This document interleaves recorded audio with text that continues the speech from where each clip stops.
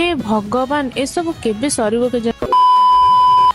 हाय सांग माने मु वेलकम करूछु मोर आ गोटे मिनी ब्लॉग को। भाबुछंदी कि एते रेडी हे खरारे कुआडे जाउछ बोली आसंतु देखिबे। मु जाय कि पहुंच जायथली नंदनकानन काहे कि ना इंटर्नशिप करी करी तो प्राण जीव ना तो सही कम ही मुझे जाइली भालू पाखक जाकि फोटो उठेकी लिखिकी कम सरदेकी आसती बाघ पाखक भी जाइली मत से सांघातिक रेट्रे भोक होता मुझे खाई दहीबार साप को देखिए मत सीरीयसली जन कथा मन पड़ा कथा न कहे बहुत भल देखु कुंभीर टी आराम शोचा